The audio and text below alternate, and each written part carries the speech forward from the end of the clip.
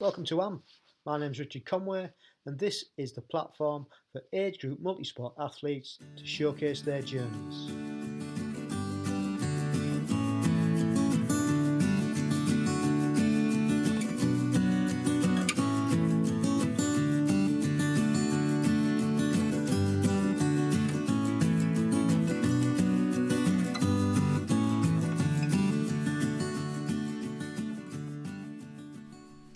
Welcome along to episode 31.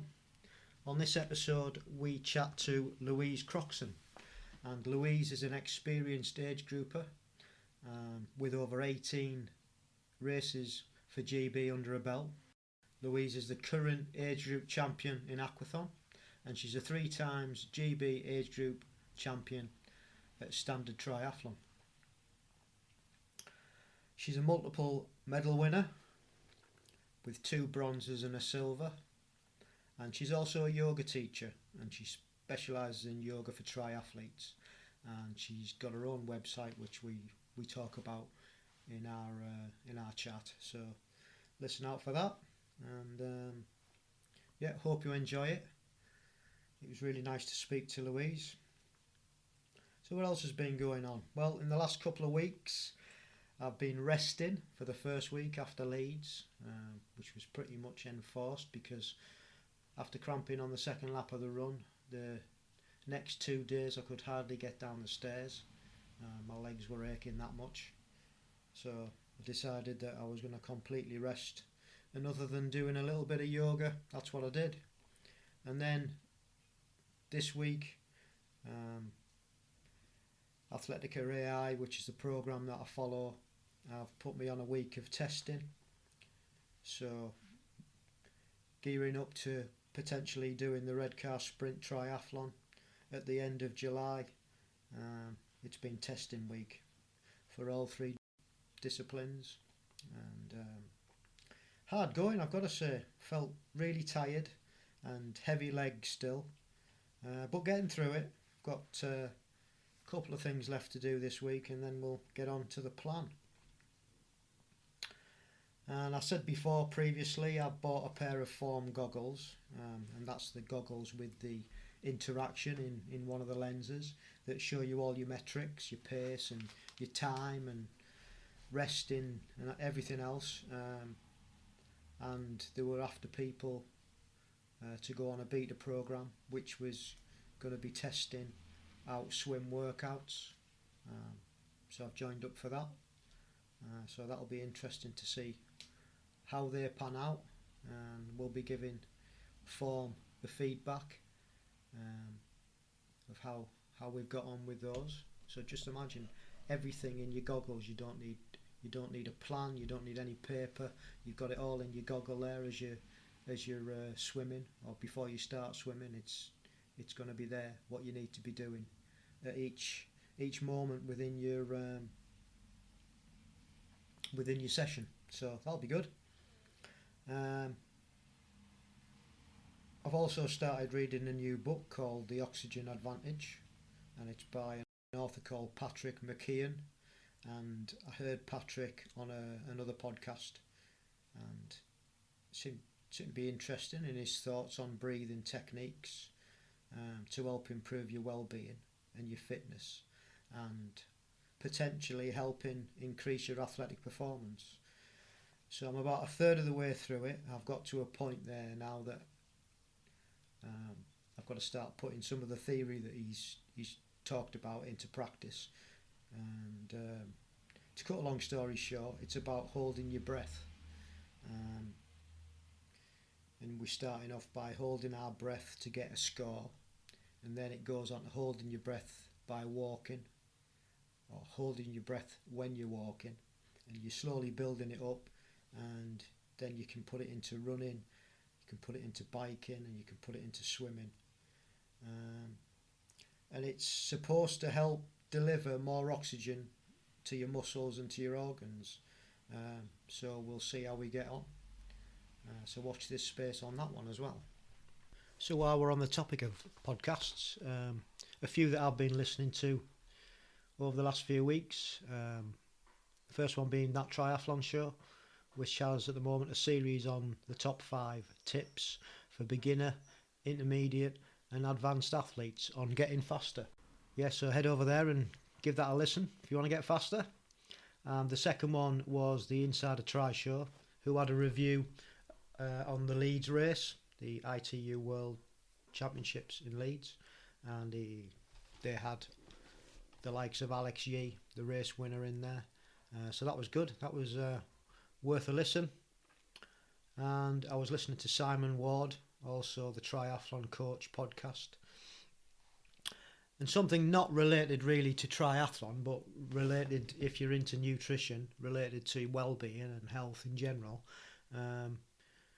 Nutritional facts, and this is done by Dr. Michael Greger, who has done several books, and he's got a website, and all his information is free. And I've got a few of his books. He does cookbooks also, How Not to Diet, How Not to Die, really good. And he comes up with some really nuggets of information that you can instill in your own diet. So there's a few that you might want to look up if you're into podcasting, which I guess you must be if you're listening to this. And then back to triathlon.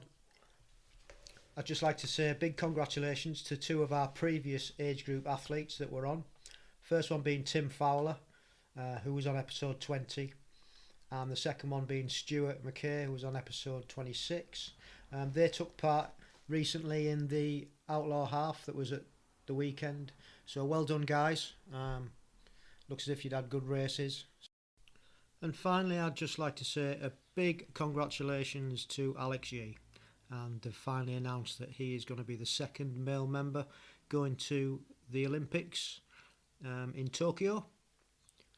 So they've made the right choice, and they've picked probably one of the best athletes in the world to represent GB, and I think he's in chance for at least a medal. So the way he raced at Leeds the other weekend, if he can take that form into the Olympics, he'll be in a good position to get at least a medal. So congratulations, Alex Yee, well deserved. And that's about it from me. So we'll get on with the main event, which is age grouper, yoga teacher, Louise Croxson. And I hope you enjoy it, and I'll see you on the other side. Hello. Good afternoon. How are you? I'm very well. How are you? Yeah, good. Can you hear me all right? Absolutely brilliant, actually. Sometimes it's a bit iffy, but yeah, fantastic. Excellent. And can you hear me okay? Yeah, all good. Good stuff. Well, thank you very much for coming on, AMP, and agreeing to share your story. Much appreciated, because as my request went out for more age groupers, I had reached 30 episodes, and that was it. I dried up of people wanting to come. Well, not wanting to come on, but people who had try to reach out. So thank you ever so much. And I'm looking forward to hearing about your story. No, lovely. It's really interesting to hear people's stories and journeys into triathlon, especially in the age group where we do all different types of things, and people have got to it in different ways. But then also listening to some of your previous ones, you can see some kind of themes running through, or some similarities. And it's such a wonderful community, I think, and we do it a lot for that kind of community atmosphere, don't we? Yeah. Something that's maybe being a little bit missing in the last weird, kind of gosh, how long is it now?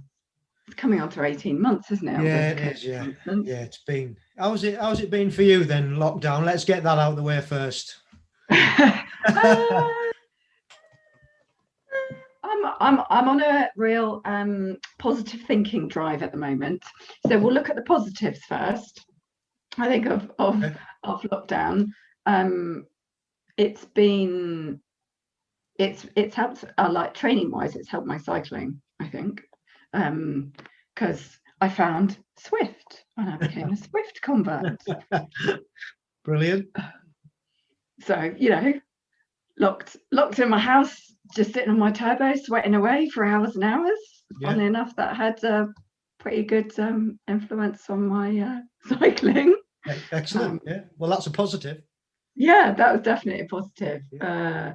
And that was something I'd been meaning to work on for a long time. Kind of like needed to just felt like I plateaued with my cycling, so needed to find some way of making it change, making it better.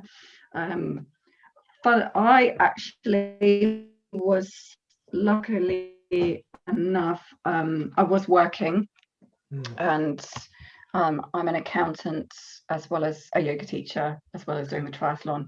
And thankfully, I was employed at that point, and they were very busy. So whilst we were all just locked in our houses, I was able to earn a little bit more money, which is good. And obviously wasn't spending money, as we weren't allowed to go anywhere.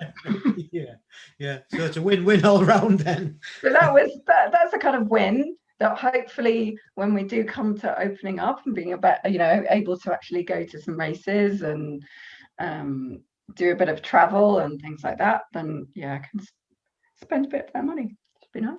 How about you? How was lockdown for you?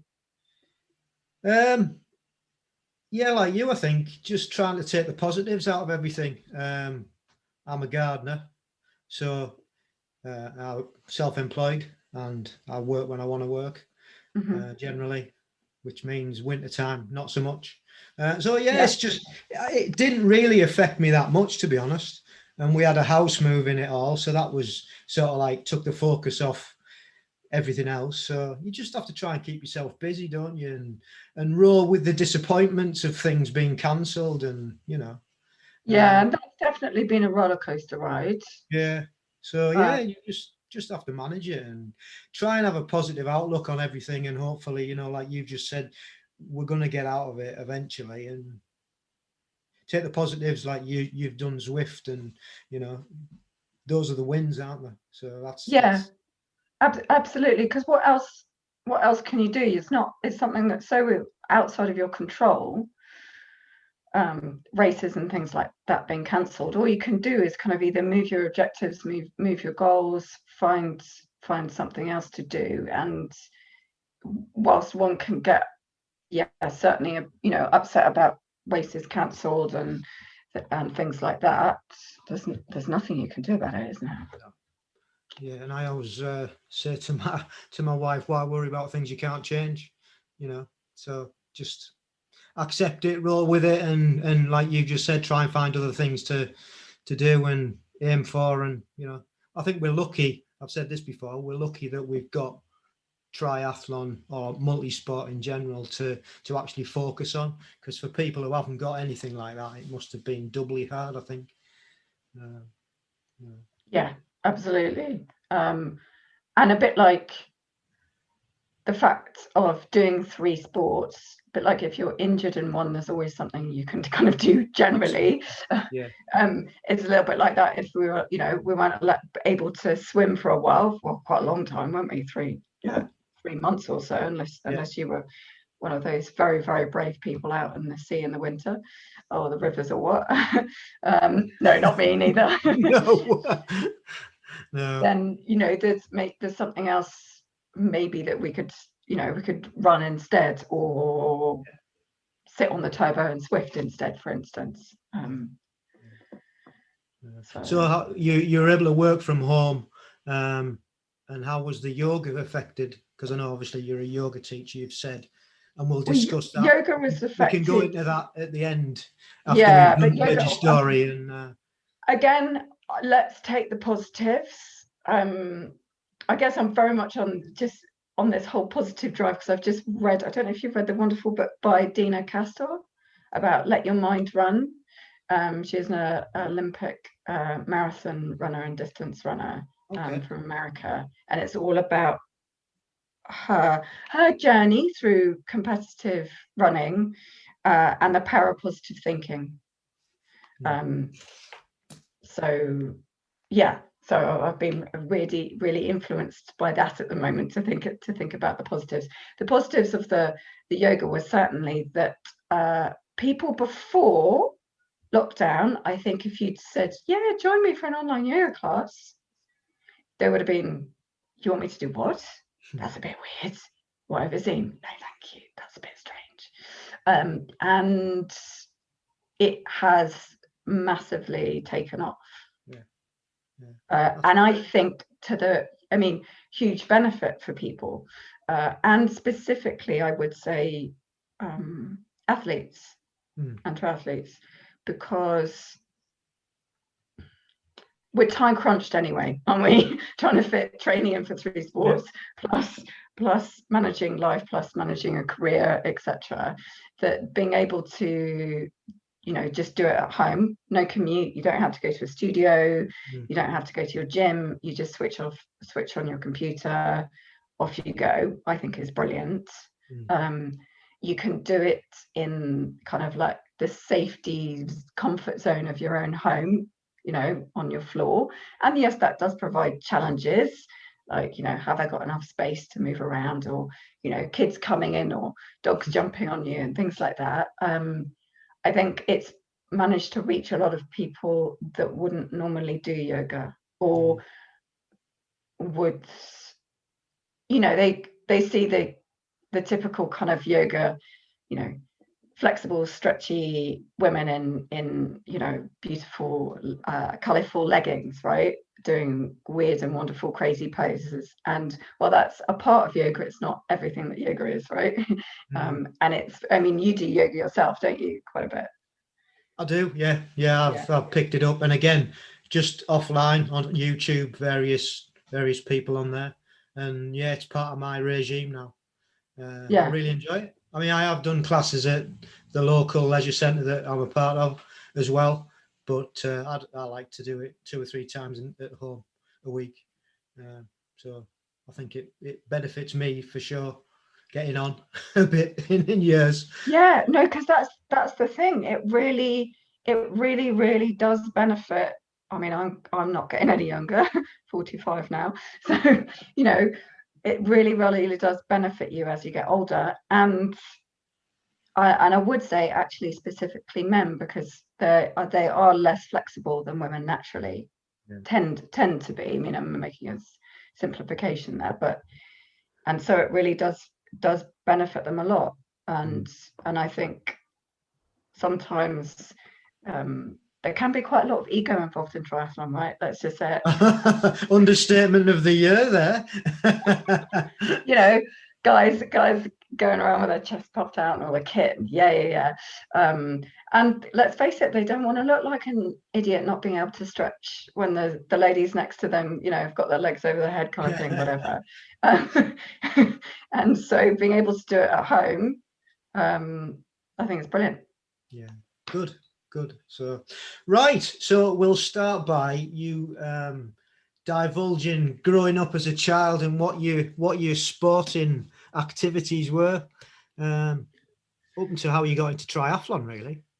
Well, as a youngster, like say before like 11 or so, I was actually, as a young child, I was pretty sick and weak and pathetic, I would say. I had really bad asthma as a young child, and I also was born with a kidney defect, so I was in and out of Great Ormond Street Hospital a lot, until they thankfully fixed that when I was 5. So I came to sport fairly late, I would say, and I first got into swimming probably around 7, 8, purely because that was a good exercise. My doctors told me, for someone who had bad asthma. So I got into swimming with my local swim group that was run by a coach called Mr. Bush. So we were called the Bush Babies. We had little swim Bush Babies on them. And I went to swimming a few times a week. Right. And enjoyed it, although I really always hated backstroke for some reason. I think butterfly and front crawl were my favorite strokes. So I swam, and a few galas, but nothing serious, none of this 5 o'clock in the morning stuff. just purely so that they were getting me to, you know, move and be active. But you got the technique? Yeah, I got the technique, which Brilliant. is really important, right? Really important. It's so much, so is. And I actually probably didn't swim from about aged 11 till then 29. Right. And still was able to, you know, I got into the pool when I first started getting into triathlon and was able to do, you know, a few 100s that were kind of like 150 pace or something like that. You know, and that, I mean, that just shows that I had the technique that was still in my body from back age again. So yeah, so I did a bit of swimming, and then my dad was very keen tennis player, so that then did a bit of tennis stuff, running around with a racket, and that was good fun growing up in London, part of the sports club there, playing tennis. A few got to just about kind of county, be able to do a few things for county level, but once kids were started beating me that got up to my hip, I was like, no, I'm out of this. So probably about 14 or so, 14, 15. And also when I found that boys and going shopping and that kind of thing was way more interesting, the sport all stopped. And so I didn't do much sport through uni. I'd say my sport was probably going dancing at nightclubs instead. And so I stepped away from sport for quite a long time. And then fast forward to kind of, I guess, about like 25 or so, and I'd done my accountancy training, and I'd gone to Australia for a secondment, which was great fun. Drank a lot of beer, ate some amazing food, came back from there, and I was like overweight and unfit. And I was like, okay, you're not getting any younger, love. You need to sort yourself out. So got a gym, you know, PT guy, and started going to the gym and got quite into it. Started building quite a bit of muscle, and being very shallow, I decided that's not how I wanted to look. I wanted to look leaner and thinner and that kind of thing. And I wanted to look like Madonna. That's when I got into yoga. Madonna was doing all her Ashtanga stuff. And I was like, oh my God, she looks great. I want to look like that. So it's really shallow. I know it's dreadful. Like, let's do some yoga and let's start running. Madonna was quite muscly in the day, if I remember right. Yeah. She? Yeah. Quite hench. Lean, muscly. Yeah, lean. Yeah. And so I got into running, and I got into Ashtanga yoga, and not doing things by half. I kind of went from running 20 minutes to 2 hours in kind of like two months. Wow. A lot. And really enjoyed the fitness that it gave me, and enjoyed the kind of headspace it gave me as well, running. And I wanted to carry it on once I got into the winter. So I joined a running club because I didn't want to run on my own. So I joined a Serpentine running club in London and started running with them. And everyone was doing marathons and half marathons. And I was like, before that, I thought that was a kind of crazy thing to do. The only person I knew that did that was my brother-in-law, who I was like, what, you want to run 26 miles? Until then, you're surrounded with other people that do it too. And you're like, okay, maybe I could give this a go. And so, yes, entered London. Entered Berlin first, and got a space. And trained really hard for that properly, you know, kind of like 3-4 months with a running club and all that kind of thing. And stupidly took the advice of my then boyfriend, who gave me in some extra fast running shoes for the race, and wore those and messed my knee up with ITB. Finished the marathon in just good enough time to get good for age, but being able to just hobble for the next kind of 3 months or so. And at that point, not being able to run, I was like, what are we going to do with your energy? So he gave me a bike. He'd been Right. into road biking, so he Yeah. gave me my first road bike. Went out with a few other girls from the running club who were biking, and started cycling. And I could already swim a bit from Of course. Yeah. previously. So the natural course then was to do a triathlon. I And always even find it, though, sorry, I was going to say, I always find it fascinating how, these little moments within people's like lives. For instance, you said you hurt your knee in the marathon, so you reverted to a bike, and you'd already got the swim. Well, it was inevitable, wasn't it? If you enjoyed the bike, you love running, you'd got the swimming nailed, you were always yeah, going to find triathlon. It was inevitable, wasn't it? And this has yeah, happened. I found out this so many times, that people have put all these things together because of an injury or whatever, But yeah, sorry. no, exactly. And that's why I was saying about the similarities of people's stories. People have come into it, there's things that have happened in their life, and then all of a sudden it was always going to happen that they were going to find triathlon. Yeah. And so did my first try, had a massive panic attack in the swim, went the wrong way on the bike, but still loved it.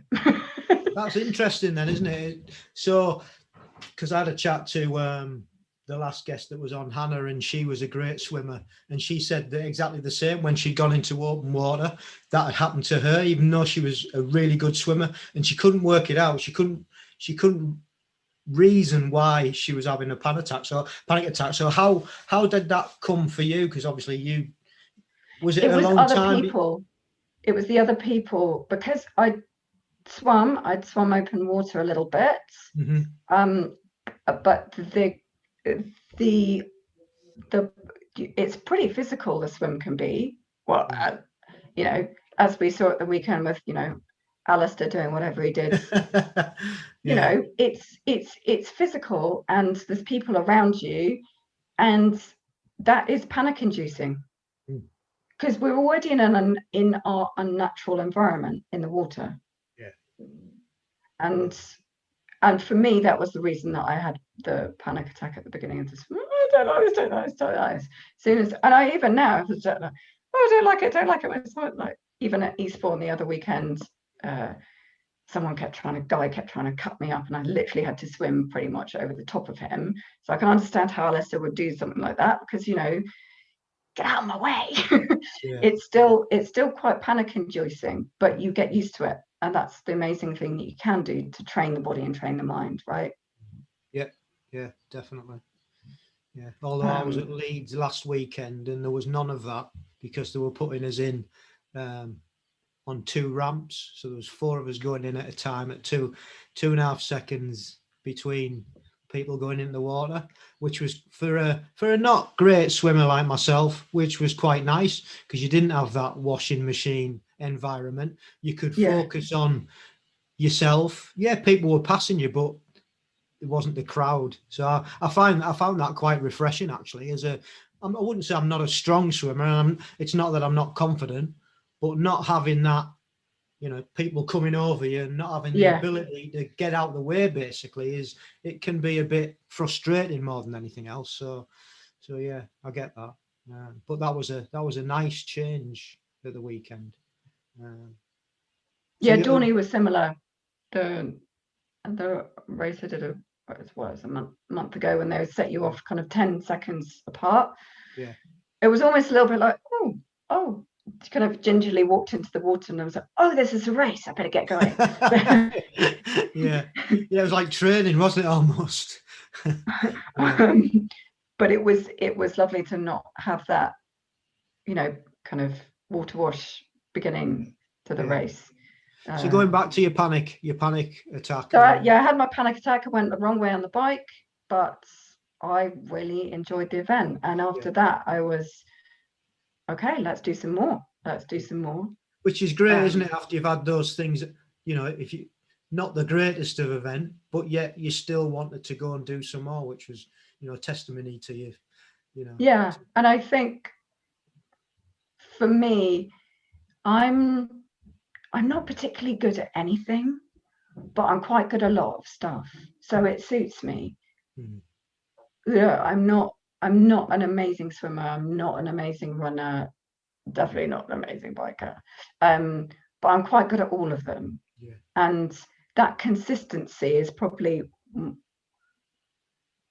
the best thing about my I was looking at the Dorney race that I did where I came second in my age group. I think I was fourth in the swim, fourth on some of the transitions, fifth on the rest of it. But overall, that's enough. Yeah. Well, you're right. Consistency is key, isn't it? Yeah. Absolutely. Yeah. So I had my panic attack. But I still wanted to do some more events. So I did some more events, sprint, and did, Olympic. Did some relays. Really, really enjoyed it. And just got the bug to see whether I could go faster. And I think every year since that was 2008, I kind of just thought, can I get faster? If I get a nutritionist, will this make me go faster? If I change my coach, will this get me faster? Or get me to realize maybe it's not faster, maybe it's realizing your potential. Interesting. Yeah. If I train using these, I don't know, like Swift is the new thing for me. It's kind of like, oh, brilliant. Okay, let's see how we can add that into the training to get it better. Or if I'm really good and do all my strength and conditioning that I'm supposed to be doing, will that stop any little injuries that crop up? Means I can train more consistently. And always looking for that. I think always looking for that almost one race where it's like, yeah, I could have done no more. The lead up was so good, the event was so good, I was so in the zone or in the flow kind of states where, yes, that is the pinnacle of what I can do. And have you found out yet? That hasn't happened yet, so I still continue. That's good. It's good. It's always something to aim for, isn't it?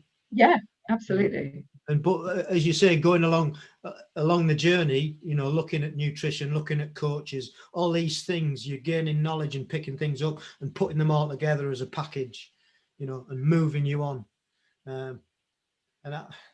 It's like age is just a number, but it is a limiter as you get older and older. So you don't, and I've said this a few times with various people, you don't want to necessarily get any faster, but you don't want to get any slower.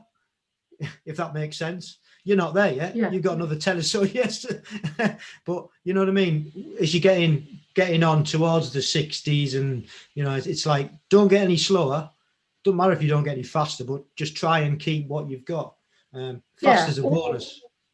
Or compared to other people in your age group. And that's the wonderful thing about age group racing, right? Compete against your peers and then also because you will get slower over time, but you can also change your training to accommodate that. And things like yoga and mobility and flexibility become more important. Recovery becomes more important as you get older, because you just can't bounce back like you used to. Absolutely. Yeah.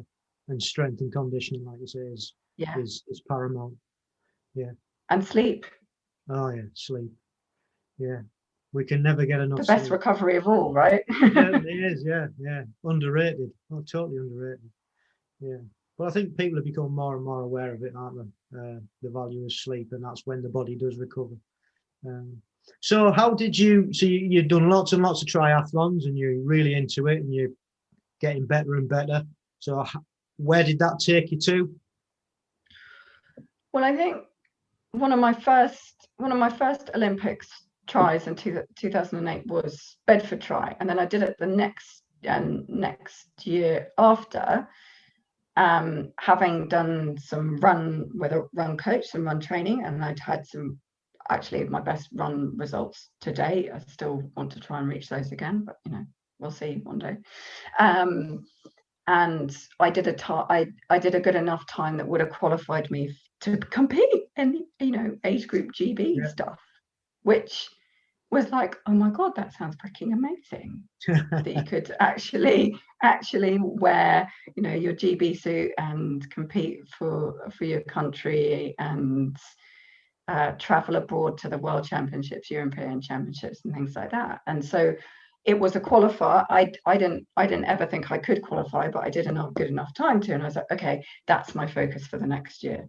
So having reached that time, did you manage to qualify for that So race? having reached that time, I then, the next year, so 2010, I was like, let's do every single qualifying event possible to see if I can qualify for Budapest Worlds.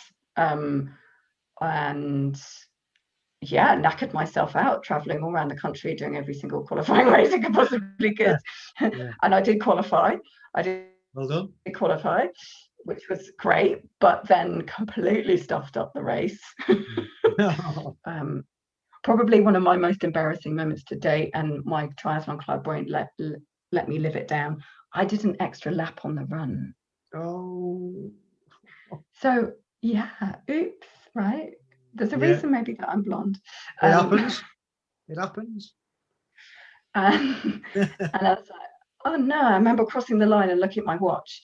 And I was like, oh my God, that's a personal worst. That's dreadful. 2:30 something or whatever it was. And then I looked at, and I was like, oh, I was so disappointed. Oh God, how did this happen? You know, Then I looked at the race results, and I was like, everybody's last little bit of the lap was like 20 seconds. Mine was like 18 minutes. That'll be why. Yeah, that would do it. Probably those times aren't right, because there's no way I would have done 2:10 or whatever. But so how did you find out about age group? Was it just generally racing, or was the people in the club that you were? It was people in the club, and also, so yeah, some other athletes I knew either from my running club back in London or my tri club that I joined here in Berkshire, had been doing it, and yeah, just that sounded fantastic. Yeah, and got the bug, right? Yeah. Once you've got it, that's it, isn't it? Once you've got it, it's like you're then just progressing to the next year. You think, oh, where's next year? And I think it was Pontevedra, and then it was for the Europeans, and then it was Beijing. I decided I didn't have the money to go to Beijing, so I just did Pontevedra. I did better. I think I came 9th, and then I was like, oh, so maybe this time, if I actually realise that the bike course is just up for 10k, down for 10k, up for 10k, down for 10k, and train for that, there may be a difference. So what's it the following year, and the following year after that, and the following year? And so that's the progression, you know. Yeah. I mean, like you say, once you've got the bug, and you've been there and experienced it, and you've got the kit on, it becomes not all encompassing. I mean, it's not, you know, but it does. You do want to keep doing it. I know I do. I just want to keep trying to qualify each year. And your goals just move, don't they? They put you like, I want to qualify, or I want to place in the top 10, or I want to do this, or I want to do this. They just keep moving. I mean, I haven't managed that yet, but you know, mine is mainly qualification at the moment. It's such a competitive age group, but you know, you just do your best and see what happens. Yeah, it's amazing, isn't it? How, you know, as you'd think, as you got older, the competition would slightly no it way. Seems to be that middle corridor of, you know, well, even my friend who's just gone up to 60 to 65, and it's from probably 45 to 50 up to 65 to 60 to 65. It's just so competitive in that, especially in the men's. I'm not sure about the ladies, but in the men's, those age groups are just unbelievably competitive. I'd say in the ladies, it's a bit younger. I'd say from the 40s, because you once in the 40s, you tend to have people either coming back, you know, then now their kids are a bit older, they've had their kids, and then they come back into the sport, or they find the sport then, and they've got more time, and you also do have the elites coming back in to race. Does that happen a lot? I've not experienced that in the men's, but does that happen a lot in the ladies? Yeah. And that's why sometimes I look at a race and I'm like, okay, so I was fourth, but I was first amateur, because all the rest have raced elite. Oh. And yes, of course, you know, they're allowed to race. This is probably a slightly controversial topic. Of course they're allowed to race age group triathlon. You know, it's open to all, but it does make a difference if you have trained as a elite professional athlete versus someone that doesn't. And you could also say, so, you know, someone who's now able to train full time, if they're, you know, an amateur, is different to someone who has to work a 40-50 hour week, you know. But I guess my thing is that it's not the same. There is. I guess none of it's a level playing field, because everybody in age group have got different circumstances, haven't they? Like you've just said, from people working 40-50 hours to people who are not working that much and have got more ability to train. And, you know. Or people that are able to spend more money on, you know, coaches, bikes, equipment, etc., training camps, whatever, versus people that don't. So there's none of it's a level playing field. And I think I mean, I've not heard of, I must admit, I've heard of people being in age group and then going on to professional, but I've never heard it the other way around, where they've been professional and come into. I've not come across anybody, so that's quite an interesting topic, actually. Well, you have in some of the older age groups, you have a few that, you know, come in, you know, a few ex-Olympians, like my ex-coach Michelle Dillon. You have quite a few old that have raced elite. Coming back in to do. I think there's a very good Australian as well, Michelle Jones, who's come in, you know, won several times on the age group circuit, and they're still having to train. They train really hard. It's not like it's an easy competition for them, but it is different. And I guess it just extends their love of the sport. You know what I mean? You can look at it like that, can't you? You know, they just still want to. All right, they're not up there with the elite anymore, but they just want to compete still. So and show it in another way. It shows, I don't know, the value, or the kind of, you know, if they want to do it too, that's great. As long as it's taken the right way, it is. That's very interesting. Learn something new every day. Interesting.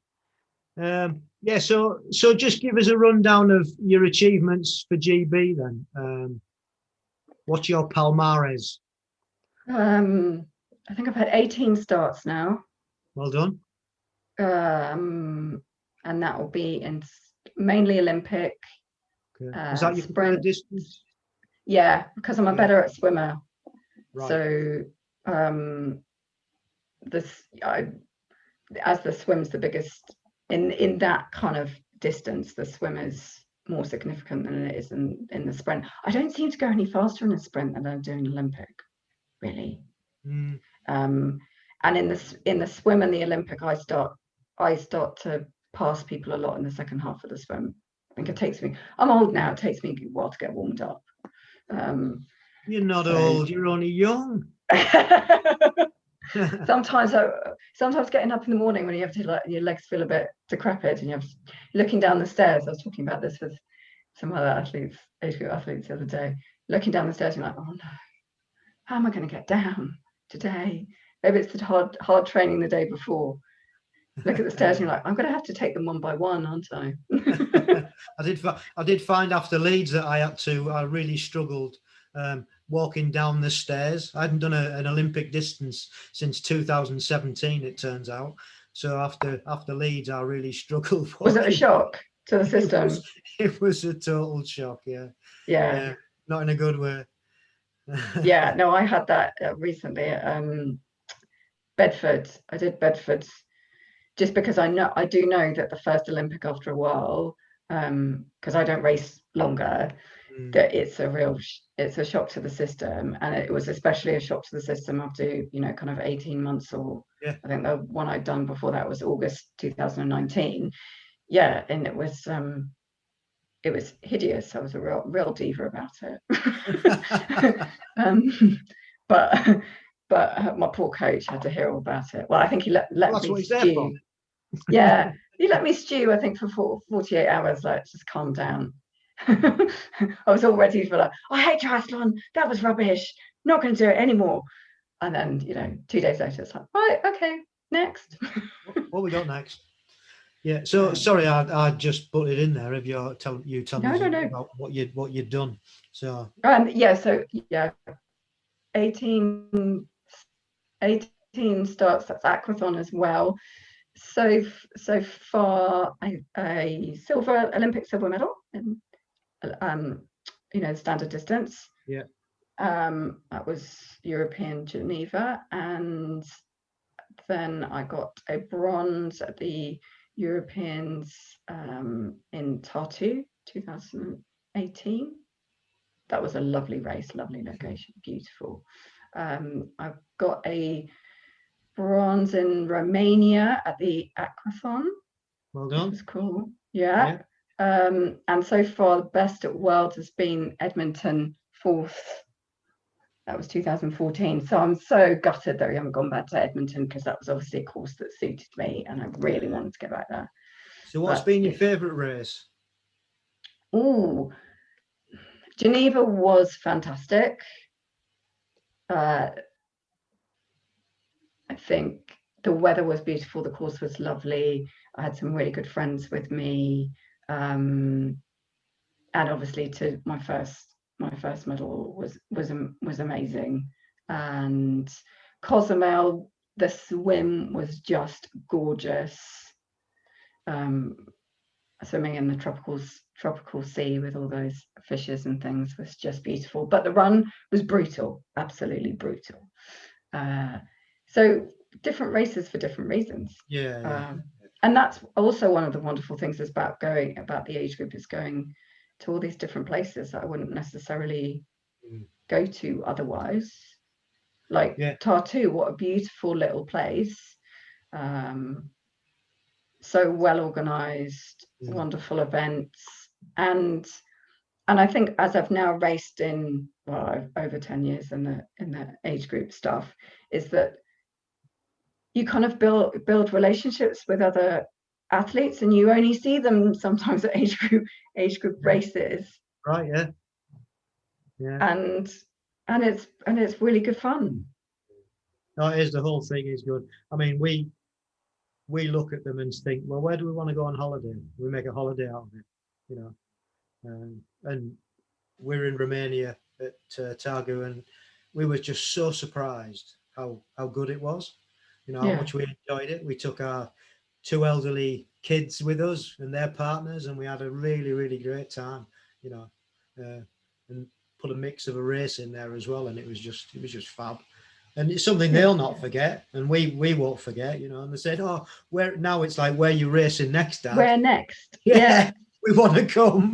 No, I have that with some of my friends. Like, a really good friend of mine, Jana, she's come to quite a few races. She came to Cozumel, and like Lausanne was amazing. I'd like to spend quite a lot of time researching where the race is going to be and getting the really great accommodation that's going to be where the event is. And so she drove me down, which was fantastic. And we stayed at the hotel, really ridiculously expensive. So thank God I haven't been spending money on, traveling for a little bit. But we stayed in the hotel that was basically had the race round it. So we sat in our room. It was a little turrety room in this amazing kind of chateau place, sitting in our bathrobes, watching the elite runners out of our bedroom window run up. Absolutely. Which was just, that whole thing builds to the experience. And even if you don't have a great race, there's plenty of people to kind of commiserate with, have a drink afterwards. Absolutely. or celebrate you with you if that's the case too. Yeah, cool. So what hints and tips have you got for people starting out in triathlon, or for anybody who wants to have a go at the age group thing? Don't ignore your transition. Nice. So often people ask me, what's my favorite, what's my best bit of triathlon? What am I best at? And I would say transitions. So, you know, I don't think there's any other sport really where effectively taking your clothes off or, you know, wetsuit off and onto something else is part of it. And just a small amount of practice and tips and tricks on your transitions can make such a difference. If you're interested in, you know, getting faster, or your times and things like that can make such a difference to the overall time, because at the end of the day it's who crosses the line, not who's done the fastest bike splits. You know, I know the boys in the club, they like to look at all the, well, who's done the swim and who's done the fastest bike, and I'm like, hey, who crossed the line first? Absolutely. Yeah, everything else is incidental, isn't it?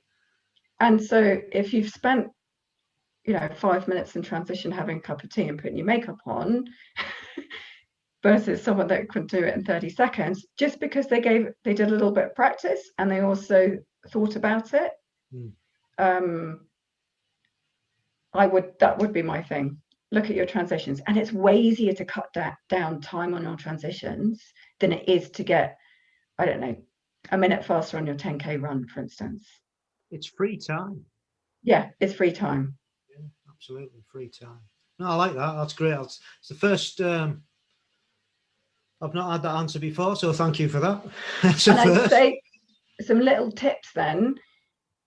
For instance, on T1 is make sure you kick your legs at the end of the swim, so you don't feel lightheaded when you get out of the water. The other thing is as much baby oil underneath your wetsuit as you can possibly get on your body, so that it comes off quickly. Do practice, you know, you don't necessarily have to completely jump on your bike, because those are scary, flying, you know, mounts and dismounts, but having your shoes on the bike, which is something that's easy to practice, does save a bit of time. Also, you know, you might get rubbish in your cleats if it's not a great transition area, then that's going to maybe scupper your race, kind of thing. The other things are just where your bike is, just running, having the time when you rock up to an event to check out where your bike is, and make sure that you look at where you are versus something that's not going to move.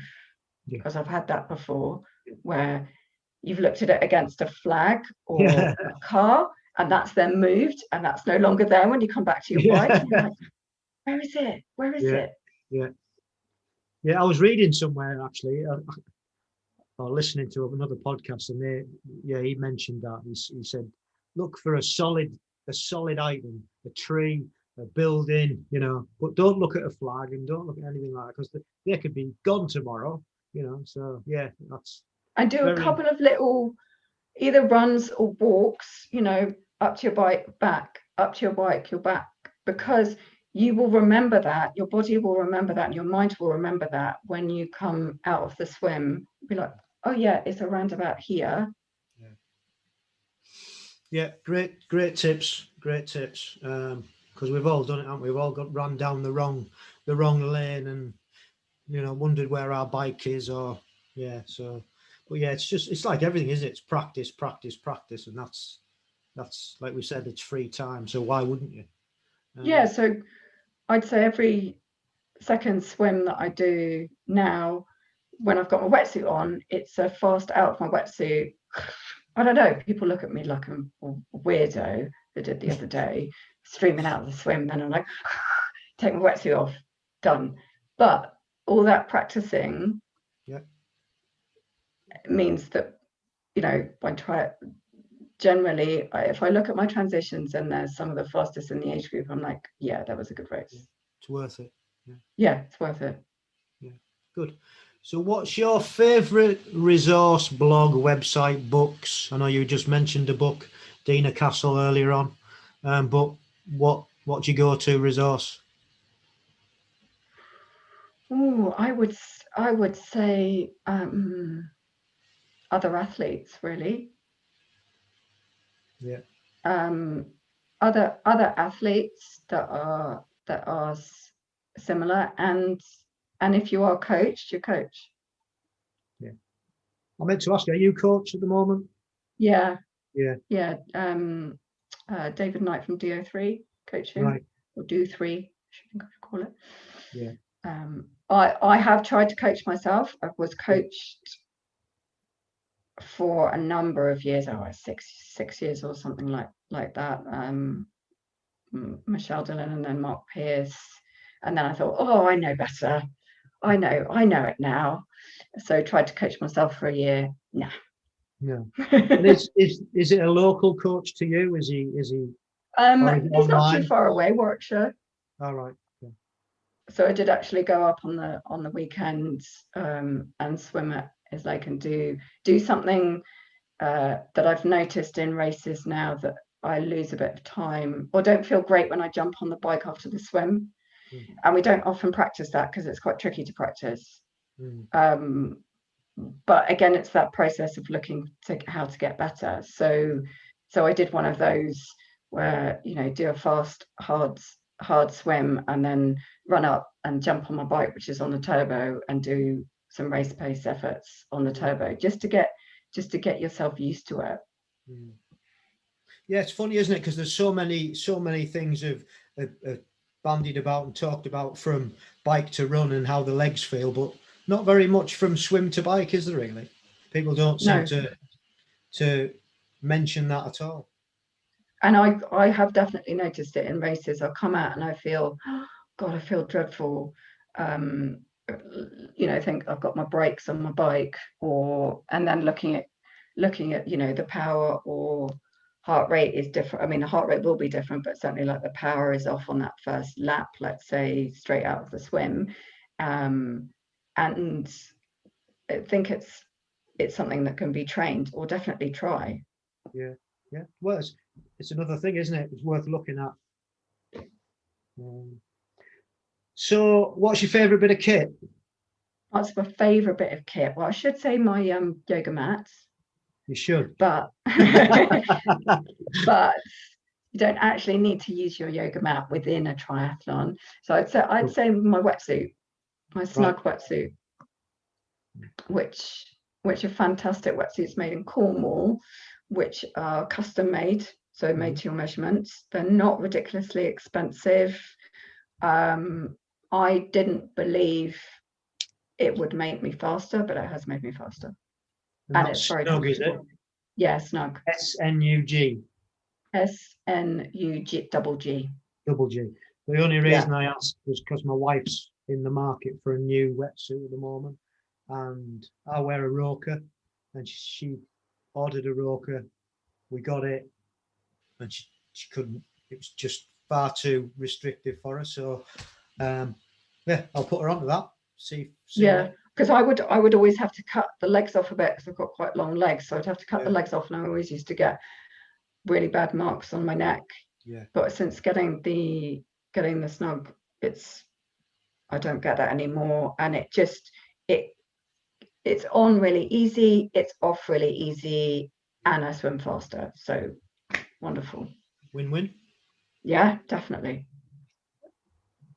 So, what are your short and long-term goals then? Well, short is difficult because we don't know what races are going to be allowed. I said to coach, if Edmonton, if Worlds was cancelled, if there wasn't kind of big European races, then it was a really good time to. My running's been off form, I'd say, for the last 18 months or so. So really to have a bit of a run block, and focus on that kind of 5K time, and then progress onto a better 10K time. So that's my short-term goal would be. Cool. I have been trying for 12 years to get under 40 minutes. 40:01 is my best so far. Wow. Very annoying. So you'll get there. Get there. You will get there. And then otherwise is to be European and world champion age group. Excellent. So you might see me still racing in my 80s. I hope so. I'll be 90. Cool. Right. Yoga. Yeah. Tell me a little bit about. Flexy. Yeah, stretchy. That's as I said to my good lady. I'm just going to do a bit of stretchy this morning. So tell me about your journey into yoga and how that all came about. I know we touched on it earlier. We touched on it earlier. I guess for me, the journey, I've done yoga probably longer than I've done triathlon, but it was really when I decided to do my yoga teacher training, which was 4 years ago, 3-4 years ago now. And once I was doing more yoga self-practice and realized the effects that it had on my training and how to kind of incorporate both.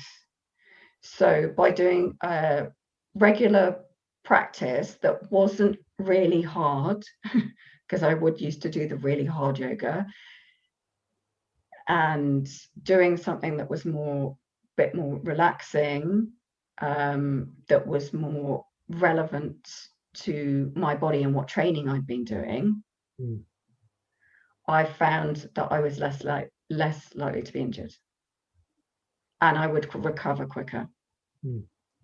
So I'd be more able to do a better session the next day. The legs would feel, you'd got rid of some of that residual soreness and achiness and things like that. Yeah, and that's incentive in itself, isn't it? And then there are the kind of mind-body kind of connection elements as well, that it's really good relaxation to help you sleep. The breathing techniques, which, think about your breathing when you're doing yoga, you can then carry it on to when you're swimming. Whenever I talk to, I love going to races and talking to just random people, other triathletes that I don't know, and you often talk to newbies and they're worried about the swim and what they're going to do if they win swim, and I'm just like, just breathe, just think about your breathing. That's the thing in your swim, to just calm down and relax, because I know it can be stressful. And again, when you're cycling, I noticed it doing the swim to bike thing, my breathing was all over the place. So just concentrate again on your breathing, bring it down, bring it into the belly, recover, relax a bit, take the focus off this tenseness in your face and your shoulders, and put it into the legs working harder. And those are the things that yoga can give you, I think, by doing a regular practice. Yeah. So how regular is regular for you at the moment? And obviously you're teaching, and you've got the website, and we can go into that in a minute, and you can I would say regular, and seeing the athletes that I've worked with, the age group athletes that I've worked with, doing a regular practice of, coming like once a week, and maybe a couple of other shorter sessions, 15 minutes here of the stretches, and the positions, the poses that help them make a real difference. And they keep coming back. I mean, I had a friend of mine, Martin, who's a very good runner. He himself didn't think, he was like, not really sure about this yoga stuff. I don't think it's going to make any difference. He was pretty skeptical about the whole thing, which I understand. And he does have a nickname of biscuit legs, and because he crumbles. Fantastic runner, but his legs crumble a bit. And he sent me, he put a message up on our group, because I do yoga for my tri club, and he was like, honestly, I can't believe the difference. I'm able to train the next day, when I would normally, after a hard run, I'd have to take a few days off. And yes, I do find it hard, and people that haven't done yoga before, or their bodies aren't used to stretching, and they have got a lot of tightness, it's not going to be the most relaxing, easy thing for them to do. but you will find the benefit from doing regularly. And I think it becomes habitual. You know, you've got to make it a habit. I'm trying to do it 3 times a week. Yeah. You know, fitting it in, and it's not any longer than 30 minutes, to be honest. Yeah, exactly. And it's various different things. It's whatever I feel like doing. It's not rigid. It's sometimes it's just the sun salutation, you know, but it's like you said, it's not just about the body, it's about the mind and the breathing as well, isn't it? It's the whole thing. And it's just a great thing. I do it in the morning. It's just I do a breathing session, and then I do the yoga, and it's just sets you up so well for the day. Yeah, it's really, and like I love to use it just before racing. So you're in the pen, you can't do any more run up, you know, warming up kind of thing, but just doing a few like sun salutations, or, you know, loosening off the hips a bit, the hamstrings. With the breathing, it calms down that, you know, pre-race kind of stuff, gets you focused, warms up the body a bit, loosens things up, which as you get older is more important, and off you go, you're ready to go. And the same then after racing. I love doing a yin yoga practice generally with it from another teacher. Like I regularly go to classes myself to experience other teachers and to keep it fresh. And doing a yin yoga, which is longer hold. So you might be doing a pose for, you know, 1 to 5 minutes. Just really, really relaxes me and gets rid of that kind of post-race fatigue, mental and physical fatigue. So where can people find you? Find me. So they can find me on well, Try Louise Yoga is my kind of name, my brand for doing my yoga. So on Instagram, on Facebook, and on my website, trylouiseyoga.com. And I do sports classes, so that's particularly relevant to triathlon, you know, swimming, biking, running, the muscles that we use there, on a Monday and Tuesday night via Zoom online. Okay. So you can just book into those and have a go. There's also YouTube videos that I've done for free that you can access on my website as well. I would like to say there's a freebie which is all about active recovery. So just pop your email address in there and you'll be sent, basically there's a 20-minute video which is a active recovery relaxation post kind of race or training video. You don't need any experience of doing yoga before to do it, and also just an e-guide to just give you an idea of, you know, why do yoga, why do active recovery at all, what's the benefits, and when to do it. Cool, great. I shall have a look as well. Yeah, good. Have a look. But I will have a look. Come to a class. I should. So thank you ever so much for coming on. Have you got anything else you'd like to add, or have we covered everything that you wanted to cover?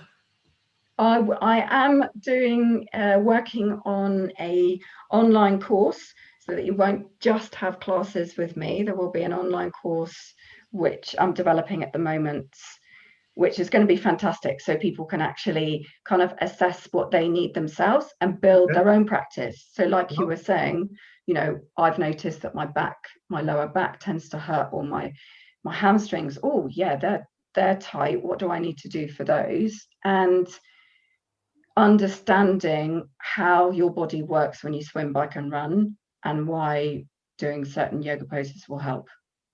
Brilliant. So that's going to be coming out in a few months' time. Fantastic. So look out for that. Yeah, will do. Cool. Right. Thank you ever so much. That's a good place to leave it. Thank you. Yeah, thank you for coming on, and great to meet you. Yeah, and you too. Good luck with everything in the yoga. Yeah. And, you too. Yeah. Lovely to speak to you. Thank you for the opportunity. No, it's a pleasure. Thank you. Take See care. you soon. Take care. Bye. Bye. So thanks again, Louise. Some great advice there on age group. Lots of knowledge, lots of experience. Hope you enjoyed the hints and tips that she had, not only for triathlon but also for yoga. And if you're interested in yoga, go across to Louise's website and Instagram pages and check it out and see what it's all about. Give it a go, because it is really worth your while. And that's about it for this episode. A big thank you to everybody for listening, and if you want to get in touch, you can get in touch via email, agegroupmultisportpodcast@gmail.com. You can find us on Instagram at amp_1967. You can find us on Facebook at ampgb. You can find us on our website, which is agegroupmultisportpodcast.buzzsprout.com, and Twitter at agegroupmultisportpodcast, and our own YouTube channel, which is ampgb.